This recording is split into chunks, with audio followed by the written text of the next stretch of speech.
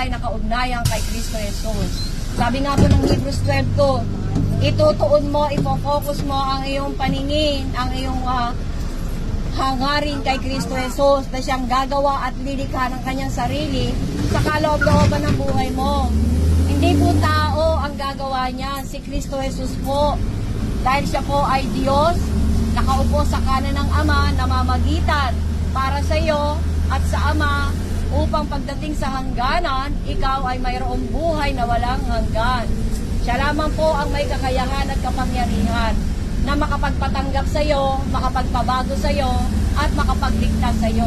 Wala pong taong makakagawa niyan. Wala ring relihiyon na makakagawa niyan.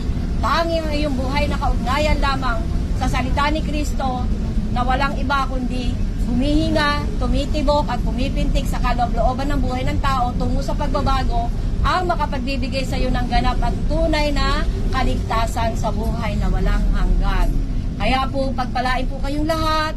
Ano man po ang narinig nyo, ang Diyos na po ang bahala magpalago dyan. Nawa nga po isang araw, marinig nyo pa uli yan para po mabaon sa mga puso at isipan ninyo.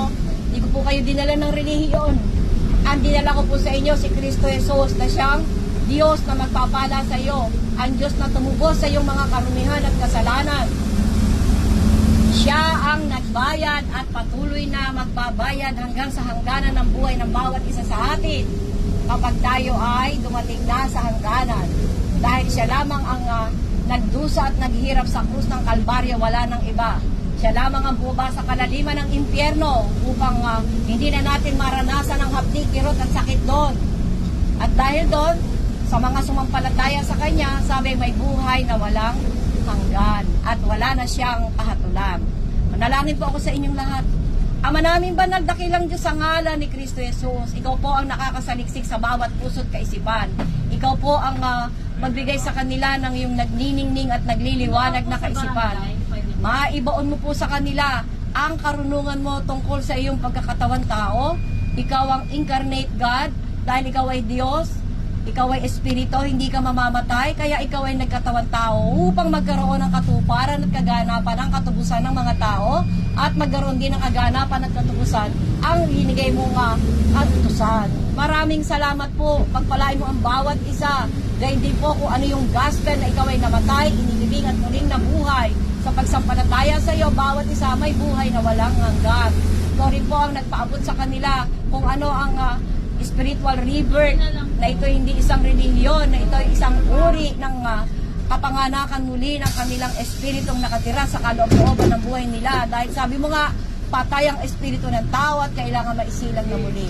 Pagpalain niyo po sila, Ama, lalo na ang driver sa kanyang pagmamaneho, kasama na ang kanyang pamilya. Sa araw-araw, gabayan niyo po sila, ang konduktora, gayon din po ang kanilang mga pamilya. Bawat pasahero sumasakay at bumababa dito sa araw-araw, bawat isang may pamilya, Panginoon, yung mga may problema, walang trabaho, yung mga may karamdaman, ikaw po ang himala ng kagalingan, yung mga nangangailangan ng pinansyal, ikaw po ang Jehovah Jireh na nagbibigay po ng panustos, anumang uri ng pangangailangan ng tao. Ayon sa iyong kaparaanan, ikaw ang nagbubukas ng pintuan upang sila ay mga pagpalain. Ikaw po ang Diyos, ang aming Diyos na banner ng aming tagumpay. Nagtagumpay ka, kaya kami po ay may mga tagumpay ring tatamasahin sa buhay na ito. At ikaw na po ang matanyag at mataas sa kanilang mga buhay. Angkinin niyo po ang kapurihan, karangalan sa bawat isa, sa kataas-taas ang pangalan ni Kristo Jesus, sa pakikiisa ng banal na Espiritu.